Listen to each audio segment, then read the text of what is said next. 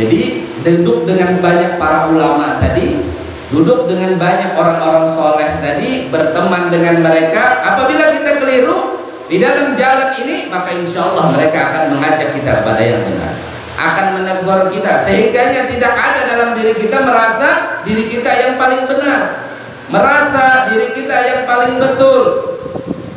Artinya ketika seseorang menegur kita, berarti itu bagian daripada kasih sayang, bukan karena kebencian. Ada orang menegur kita, kalau kita salah, berarti itu bagian daripada kasih sayang. Kalau tidak ditegur, maka justru itu yang tidak sayang. Pian punya saudara salah, ditegur, berarti itu namanya kasih sayang. Tetapi kalau kita punya saudara lalu kita tidak tegur, berarti kita tidak sayang kepada dia. Kenapa? Kita tahu dia salah di dalam bersyariat, kita tahu dia salah dalam melaksanakan agama, lalu kita tidak menegurnya, tidak membetulkannya, berarti kita tidak sayang kepadanya. Padahal Allah Subhanahu wa ta'ala telah mengingatkan kepada kita, ya ayyuhalladzina amanu, wahai orang-orang beriman, kata Allah, ku anfusakum wa ahlikum nara, jaga diri kalian, jaga keluarga kalian daripada api neraka. Kalau kita membiarkan saudara kita di dalam kesalahan terus menerus, sama halnya kita membiarkan mereka menuju nerakanya Allah, walaupun seakan-akan itu pahit. Bang, misalkan kita punya abang, ini pian ini menggawi ini salah dalam syariat. Nah, apa salahnya menggawi hutang piutang riba ini, duit babunga ini, misalkan ujar dia, ini hukumnya riba, haram ujar agama kita. Salah unda ini ngarannya jauhin, nah ini lain bulan ngarannya ditanggung misalkan sehari. Tetapi kita sayang lawan si dek, kita tahu ini dia salah. Kenapa kita menegur ini? Karena kita tidak ingin beliau berada dalam sesuatu yang salah. Itu pahit, tetapi itu pula yang terbaik yang kita bisa beri. Ketimbang kita diamkan, kenapa kada ditegur? Kada nyaman, kada enak. Kenapa kada enak? Sudah rancak diberi makan sidin. Nah ini lain pula lah ngarannya. Kada nyaman menegur orang salah, kenapa? Sudah supan. Kenapa pian kada menegur pemimpin yang salah? Inya banyak benar membantu, inya banyak benar menolongi, sudah akhirnya apa mah? Kalau kita merasa memiliki hubungan dengan orang tersebut, maka ketika kita ucapkan sesuatu yang salah tadi, kita berikan teguran, maka itulah bentuk kasih sayang kita sebenarnya. Sebaliknya seperti itu pula, kita ditegur orang, kita diberikan nasihat sama orang, maka itulah yang kasih sayang orang kepada kita. Pian punya kawan guru, misalkan guru tadi kenapa menegur? Kenapa guru tadi kada nyaman? Karena sudah terlalu berkawan. Ini bukan guru namanya. Nangarannya seorang guru, apalagi kawan.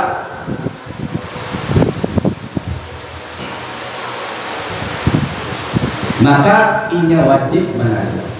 Ku anfusakum wa ahlikum nara, jaga diri kalian, jaga keluarga kalian daripada api neraka. Wahai orang-orang beriman, kata Allah. Allah menyuruh kepada yang di dalam hatinya memiliki keimanan.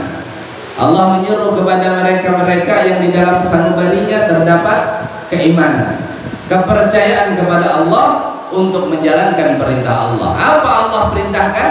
Jaga diri kalian, jaga keluarga kalian daripada api neraka. Apa saja yang menyebabkan api neraka? Hubbatil jannah bil makareh wa hubbatin nar bisyahawat. Nabi SAW bersabda, Allah merintangi surga dengan sesuatu yang dibenci oleh syahwat. Tidak ada yang ketujuh syahwat urusan jalan menuju surga. Sembahyang uyuh, puasa lapar tambah haus pula, bersedekah duit habis, berzakat duit berkurang, berkorban habis sapi. Tidak ada yang cocok dengan nafsu, apalagi nafsunya tadi pemalar. Wa hubbatin nar bisyahawat, dan Allah merintangi neraka dengan syahwat, dengan sesuatu yang disukai syahwat. Lah, ambil ampun orang, kada umpat menanam kan nyaman. Ada umpat beuyuh-uyuh, memupuk, menjaga lah, tinggal ambil aja, nyaman lawan syahwat. Membungakan duit riba jadi nyaman, duit nang asalnya sekian diutamakan jadi sekian, nyaman. Cocok dengan syahwat, bajudi itu nyaman, maandak 10.000 bisa jadi 50.000, kali akan aja dan lainnya, bajudi dan lain sebagainya. Belum lagi urusan syahwat antara laki-laki dan perempuan lah. Kalau duduk di rumah panas sejam itulah selawas benar. Kenapa? Bininya pemamaya. Nang bini luar biasa pemamai. Hendak kada dimamai jar, salah terus nang laki. Bila dimamai buka, akhirnya napa? Waktu makan pun dimamai nang bini. Jadi memakan pun cepat-cepat. Kenapa? Amun kada waktu makan aja buka dulu ya dimamai. Akhirnya apa? Lebih banyak duduk di warung jablay tadi. Karena apa? Condong dengan syahwat tadi, condong dengan sesuatu yang dibenci tadi, di apa? Yang dihiasi untuk neraka tadi. Maka itulah jalannya tadi. Jaga diri kita daripada neraka, jaga keluarga kita daripada neraka. Kembali kepada syariat, kembali kepada jalan Allah Subhanahu wa ta'ala, kembali kepada jalan baginda Rasulullah. Kita tidak boleh saling menyalahkan. Mau saudara kita sedang salah ataupun keluarga kita sedang salah, siapapun dia, itu saudara kita. Kita tidak boleh menyalahkan dirinya. Yang kita sayangkan adalah perbuatannya. Orang tersebut tetap keluarga kita, orang tersebut tetap saudara kita, walaupun seburuk apapun perbuatannya tetap saudara. Yang salah itu perbuatannya, bukan dirinya. Maka yang kita ajak adalah dirinya untuk meninggalkan perbuatan tersebut. Ini bentuk kasih sayang kita, ini bentuk pedulinya kita, siapapun mereka, apalagi itu adalah kerabat saudara kita. Kata Nabi Sallallahu Alaihi Wasallam, Dajjal itu tujuannya sudah jelas, untuk menyesatkan umat manusia. Tetapi ulama su tadi adalah ulama yang mana lidahnya mengajak tetapi perbuatannya berpaling. Ini yang paling ditakutkan oleh Nabi kepada kita.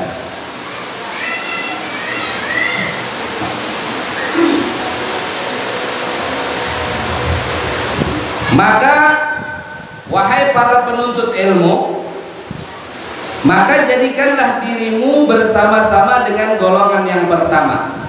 Siapa golongan yang pertama? Ujar Imam Ghazali di sini kemarin disebutkan bahwa orang yang hadir di majelis, orang yang berkumpul dengan para penuntut ilmu tadi tidak ada tujuan kecuali tujuannya Allah. Tidak ada maksud, tidak ada tujuan kecuali mencari ridha Allah. Tidak ada maksud, tidak ada keinginan kecuali ingin menambah perbekalan menuju akhirat Allah. Dan hati-hatilah supaya engkau tidak termasuk dalam golongan yang kedua. Siapa golongan yang kedua?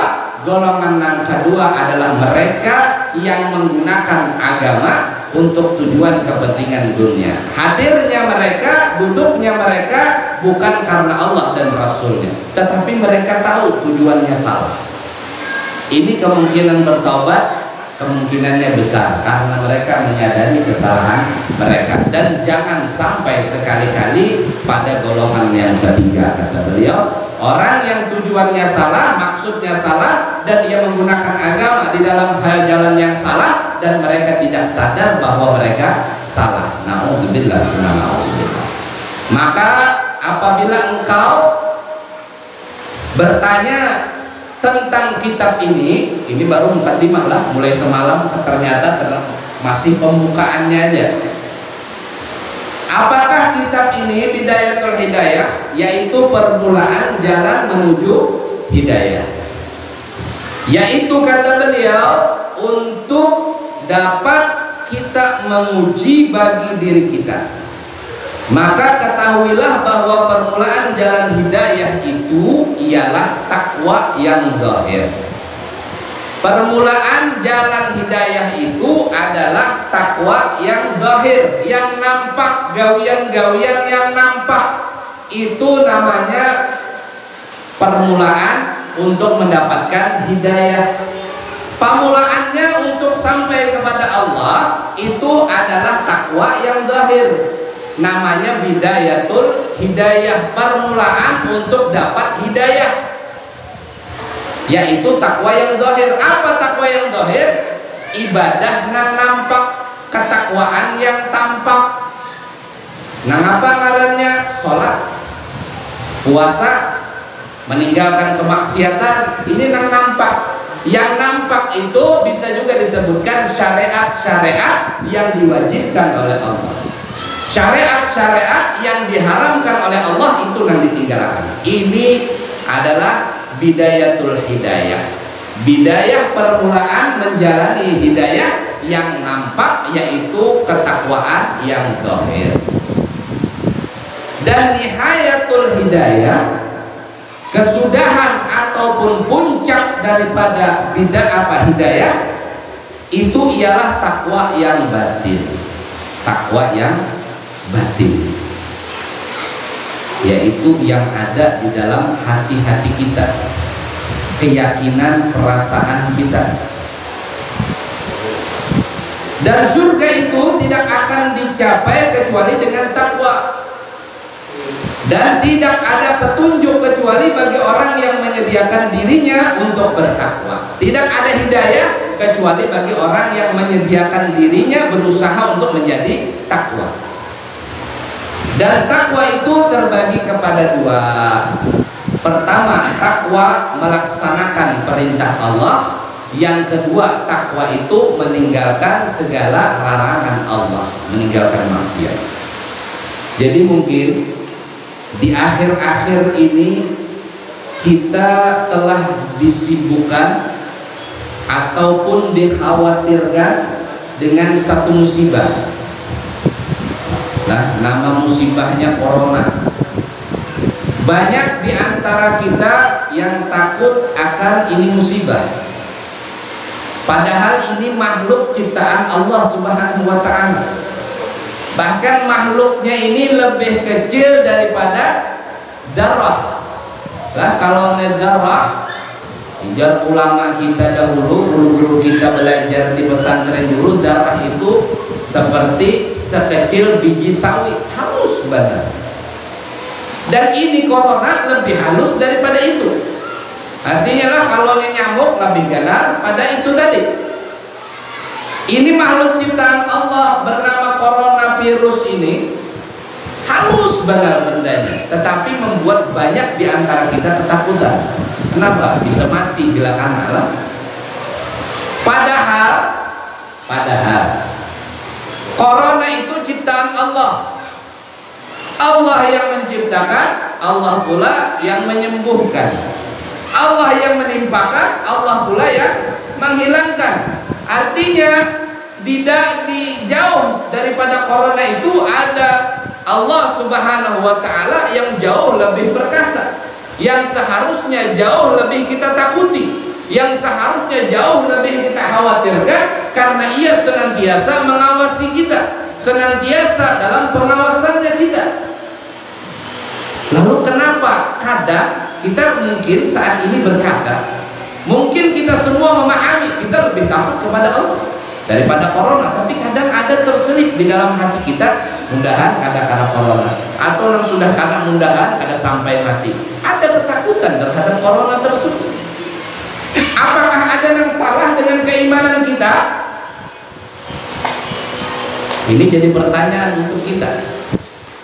Lah, ini ada hubungannya dengan nihayatul hidayah. Apakah ada yang salah dengan keimanan kita? Kita belajar kitab tauhid mulai daripada sifat 20 sampai kitab yang lebih besar pembahasannya, yang dibahas yang memang sifat-sifat Allah yang wajib kita ketahui. Kita hafalkan dalilnya, kita hafalkan penjelasannya. Allah Subhanahu wa ta'ala bersifat wujud, ada. Wajib bagi Allah bersifat ada, dan ini wajib kita yakini. tanpa ada keraguan, tanpa ada rasa ragu-ragu di dalam hati kita. Itu namanya keimanan mutlak bagi kita. Cuman kadang kita tidak betul-betul merasa adanya Allah Subhanahu wa ta'ala. Kalau boleh diibaratkan tauhid itu dengan orang mati. Ada orang mati, biarlah meninggal. Orang meninggal, pian disuruh menunggui orang meninggal tadi sorangan aja. Misalkan pian disuruh menunggui orang meninggal tadi sorangan aja. Kebetulan meninggalnya di gunung, dia pulang lah. Di Pandulangan situ sorangan, dia pulang. Nang lain bulikan, ada orang meninggal, pian sorangan. Setiap dari kita paham orang yang meninggal ini kadang mungkin lagi berjarak. Amun bergerak kita nambukan, ya Allah lah. Kita yakin ini orang yang sudah mati kadang mungkin lagi punya daya dan upaya. Meninggal sudah orang tadi, tidak bergerak, apalagi makan dan minum. Kalau bergerak kita nambukan. Cuma kalau kita betul-betul yakin orang ini tidak ada daya upaya, tidak ada gerak, yang meninggal tadi. Cuman kenapa kadang masih ada timbul rasa takutan? Ini usia. Ini padahal kita yakin orang ini sudah meninggal, dicapai dingin sudah apa segala macam. Tetapi kadang ada timbul rasa takut. Kalau boleh menyamakan tauhid tadi seperti kita semua yakin adanya Allah Subhanahu wa ta'ala. Nang belajar sifat 20 kita yakin adanya Allah Subhanahu wa ta'ala. Di dalam sifat 20 yang wajib kita yakin Allah Maha melihat, Allah Maha mendengar. Tidak ada yang luput dari pengawasan Allah, tidak ada yang luput daripada penglihatan Allah. Alimun, mengetahui, artinya tanpa ada sebelumnya ataupun sesudahnya, Allah tetap Maha mengetahui. Ini semuanya kita yakini. Cuman kadang kurangnya merasa diri kita. Allah Maha melihat, tapi kita kurang merasa dilihat oleh Allah. Allah Maha mendengar, cuman kita kurang merasa didengar oleh Allah. Ada apa kira-kira sama? Apakah kurang belajar tauhid kita? Nah, lalu kita diberikan nasihat. Salah satu guru kita pernah bertanya tentang ini pula kepada ayah pengasuh Kiai Haji Mahfuz Amin Ibnul Amin Pemalang. Kata beliau, jawabannya singkat: bangun malam, perbaiki hubungan lawan Allah. Kenapa? Kurangnya merasa kita karena kurangnya hubungan lawan Allah Ta'ala. Sembahyang banyak ditinggalkan, sembahyang kurang khusyuk, ibadah banyak kurang pengagungan, syiar-syiar kurang diagungkan. Bagaimana hubungan kita dengan Allah? Maka itu pula yang akan kita rasakan. Allah kita yakini ada, tetapi kadang hilang daripada perasaan kita. Makanya kata para ulama, man wajadallah wajada kulla syai'. Barang siapa yang telah mendapatkan Allah, mendapatkan segala-galanya, merasa hatinya hidup. Wa man faqadallah faqada kulla syai'. Kalau sudah kehilangan Allah, maka kehilangan segala-galanya. Kayak apa supaya dapat lagi? Maka perbaiki hubungan kita. Mengapa yang diperbaiki? Bidayatul hidayah tadi, permulaan jalan hidayah. Mengapa jalan hidayah? Takwa yang zahir. Takwa yang zahir. Karena setelah takwa yang zahir kita usahakan, maka Allah yang akan menitipkan perasaan tersebut. Karena pengenalan itu tidak akan bisa kita raih tanpa ada usaha untuk mendekatkan diri kepada Allah. Setelah kita berusaha, maka Allah yang akan memberikan. Makanya salah satu ulama kita, Syekh Bahauddin An-Naqsabandi, mengatakan, kalau saya satu kedipan mata, kata beliau, aku lupa kepada Allah. Kata Syekh Bahauddin An-Naqsabandi, satu kedipan mata, artinya itu lebih kecil daripada satu detik. Satu kedipan mata lupa kepada Allah, maka kafir atas diri. Apakah ini kekeramatan? Apakah ini hadiah dari Allah? Ini hadiah, tetapi ini juga usaha. Usahanya bagaimana? Ia latih terus menerus untuk senantiasa merasa diawasi oleh Allah Subhanahu wa Ta'ala. Ia latih terus menerus untuk berada dalam pengawasan Allah Subhanahu wa Ta'ala. Bagaimana caranya? Dengan menyempurnakan ibadah-ibadah yang Allah wajibkan, disempurnakan ibadah-ibadah yang sunnah. Kita kadang di ibadah yang wajib saja lupa kepada Allah. Aqimis sholat lidzikri, dirikan sholat kata Allah untuk mengingatku. Di waktu mengingat Allah saja kadang kita lupa kepada Allah, apalagi di luar. Makanya kata para ulama, istighfaruka yahtaj ila istighfar. Memohon ampun kita kepada Allah itu masih membutuhkan memohon ampun pula. Kenapa? Ketika kita mohon ampun, ya Allah ampuni ulun, pikiran kita kemana-mana, pikiran kita kadang menghadap Allah, hati kita kosong daripada Allah Subhanahu wa Ta'ala. Nah ini maka gunanya Bidayatul Hidayah ini. Artinya Imam Ghazali memberikan kepada kita sebuah warisan yang luar biasa, tata cara yang mana ini telah dicoba oleh ulama-ulama, yang mana jalan ini telah dicoba oleh pendahulu-pendahulu kita, dan mereka telah merasakan itu semua akan keberhasilan. Apakah jalannya tersebut? Yaitu jalan tarekah ini, jalan syariat ini disempurnakan, maka kata beliau kita akan sampai kepada nihayatul hidayah selama kita masih mau mencoba, selama kita masih mau mujahadah, selama kita masih mau berusaha untuk melaksanakan ketakwaan yang zahir tadi, seperti sholat kita perbaiki, seperti puasa kita perbaiki, seperti menjaga daripada kemaksiatan kita perbaiki, maka insya Allah nanti akan Allah berikan kemudahan untuk merasakan itu semua. Amin ya rabbal alamin, ya akramal akramin, ya arhamar rahimin, ya mujibas sa'ilin, walhamdulillahi rabbil alamin.